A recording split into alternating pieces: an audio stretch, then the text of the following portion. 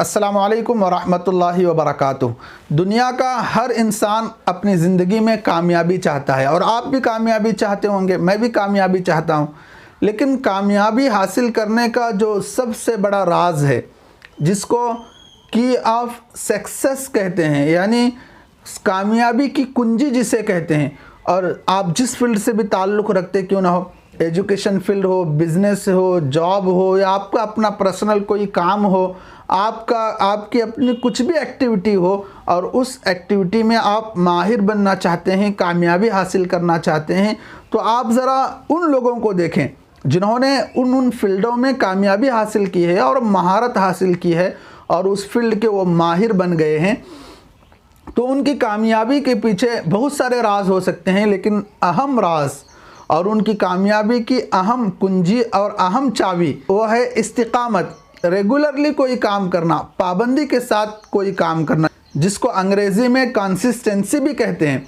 यानी इंसान की ज़िंदगी को कामयाब बनाने का अगर कोई फार्मूला है, कोई राज है, तो वह है कंसिस्टेंसी, पाबंदी, इस्तिकामत, किसी काम पर जमे रहना। ये अल्लाह को भी बहुत ज़्यादा पसंद है। आप जिस फील्ड से भी ले लो, और चाहे दुनिया का मामला हो, आखिरत का मामला हो, दीन हो कि दुनिया हो, वो काम दुनिया से ताल्लुक़ रखने वाला हो या आखिरत से ताल्लुक़ रखने वाला हो, हर चीज़ के अंदर कामयाबी इस्तिकामत को चाहती है, कंसिस्टेंसी चाहती है। अगर हमारे अंदर कंसिस्टेंसी नहीं है और इस्तिकामत नहीं है, तो फिर हम उस फील्ड के माहिर नहीं बन सकते, कामयाब नहीं बन सकते। अल्लाह के नबी अलैहिस्सलातु वस्सलाम का फरमान हम इस सिलसिले में देखते हैं कि अल्लाह के नबी अलैहिस्सलातु वस्सलाम ने फरमाया, अहब्बुल अमाली इलल्लाहि अदवमुहा व इन अल्लाह। आप ज़रा सोचिए इस बात पर कि अल्लाह के रसूल अलैहिस्सलातु वस्सलाम ने फरमाया कि अल्लाह के नज़दीक पसंदीदा अमल वो अमल है जिसको मुदावमत के साथ किया जाए, कंसिस्टेंसी के साथ किया जाए, इस्तिकामत के साथ किया जाए, पाबंदी के साथ किया जाए। और सरकार आगे ये फरमाते हैं व इन अल्लाह, अगरचे कि वो थोड़ा हो, यानी थोड़ा अमल पाबंदी के साथ करें, ये बेहतर है इस बात से कि हम एक ही दिन में बहुत सारा काम कर लें और फिर 10 दिन छुट्टी।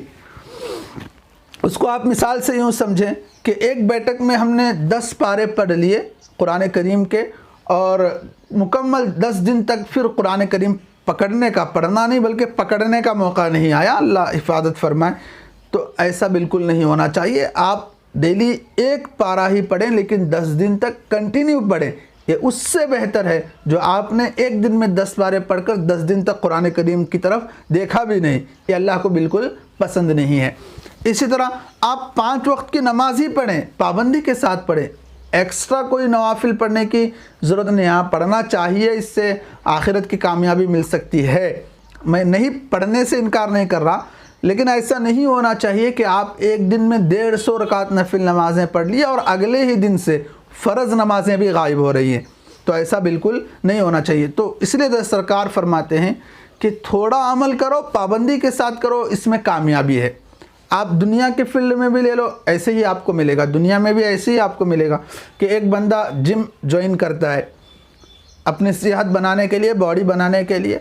अगर वो 10 मिनट हर दिन पाबंदी के साथ एक्सरसाइज करता रहेगा, वर्कआउट करता रहेगा, तो उसको 10 मिनट का ही असर उसकी ज़िंदगी में उसको चंद दिनों के बाद दिखने को मिलेगा।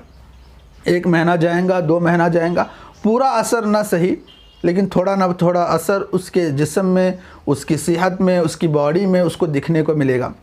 अगर कोई बंदा हर दिन 10 मिनट एक्सरसाइज के बजाय एक ही दिन में 5-6 घंटे एक्सरसाइज कर लिया और फिर 10-15 दिन छुट्टी, फिर 15 दिन के बाद फिर 5-6 घंटे एक्सरसाइज, फिर 10-15 दिन छुट्टी, यानी कंसिस्टेंसी के साथ वो काम ना करे, बल्कि हर 10 दिन का काम एक दिन में कर ले, 10 दिन का वर्कआउट एक दिन में कर ले, तो आप ख़ुद बताएं क्या उसकी सेहत पर अच्छे असरात मुरतब होंगे?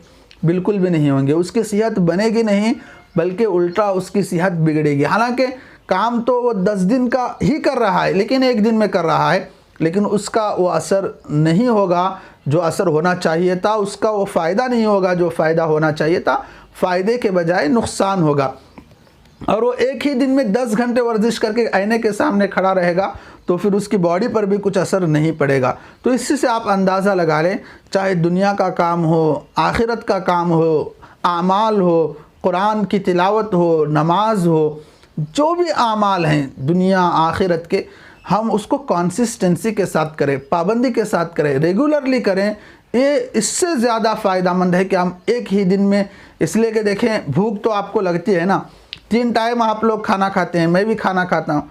अगर कोई 3 टाइम के बजाय एक ही टाइम में, एक ही वक्त में, सुबह के वक्त में पूरे 2 वक्त का भी खाना खा लेगा तो उसकी सेहत बिगड़ेगी, उसको बदहज़मी होगी।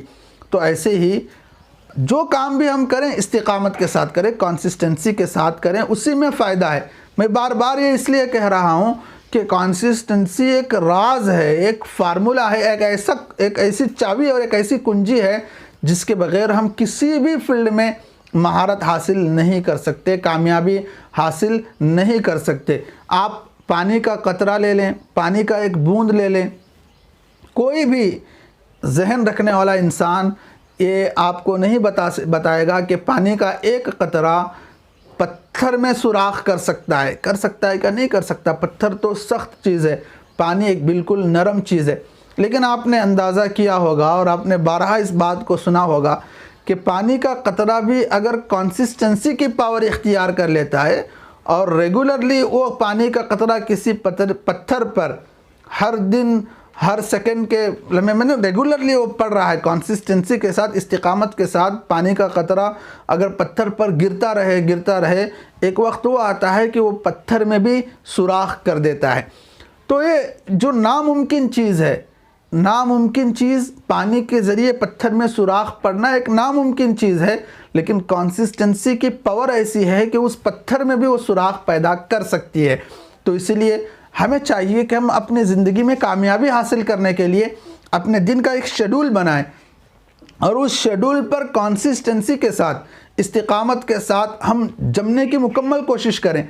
मैंने जो कंसिस्टेंसी, इस्तिकामत जो बोल रहा हूँ ना, ऐसा नहीं कि मैंने बोल दिया इसलिए मेरे अंदर वो पावर आ गई और आपने सुन लिया वो पावर आपके अंदर आ गई, बल्कि इसके लिए मुजाहदा करना पड़ेगा, इसके लिए कोशिश करनी पड़ेगी, इसके लिए मेहनत करनी पड़ेगी, तब जाकर ये पावर हासिल होती है।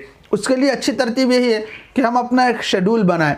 उस शेड्यूल में हमारे ऊपर जो दीनी अहकाम है, सबसे पहले हम उनको लागू करें कि भाई 5 वक्त की नमाज वक्त पर पढ़ना है, सो पढ़ना है, चाहे दुनिया इधर की हो जाए, उधर हो जाए, कुछ भी हो जाए, हम मुकम्मल कोशिश करें कि 5 वक्त की नमाज वक्त पर हर दिन बिला नागा पढ़ें। पहला ये शेड्यूल बनाएं।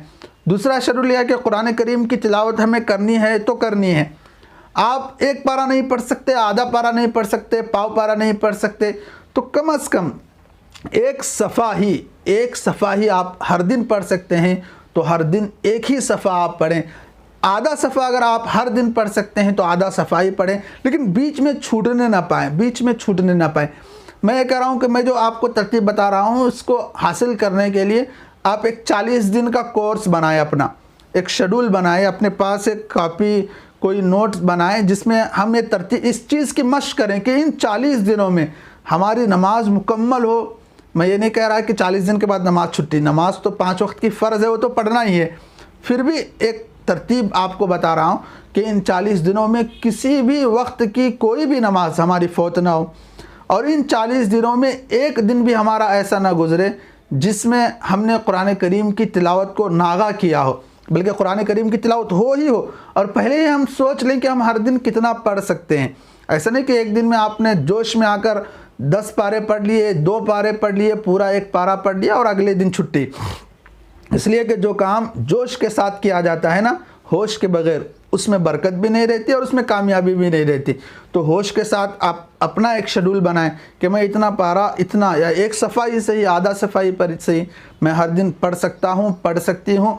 तो उसी को पाबंदी के साथ 40 दिन का एक कोर्स बनाएं और अपने कोर्स में इस बात को शामिल कर लें कि मुझे सुबह सूरह यासीन पढ़ना है, सो पढ़ना है, चाहे कुछ भी हो जाए, यासीन 40 दिन तक मुकम्मल पढ़ना है। इसके बाद भी पढ़ना है, मैं प्रैक्टिस के लिए और एक तरतीब बनाने के लिए आपको बता रहा हूँ बस, वरना तो ज़िंदगी भर यासीन पढ़ने का मामूल बनाएं।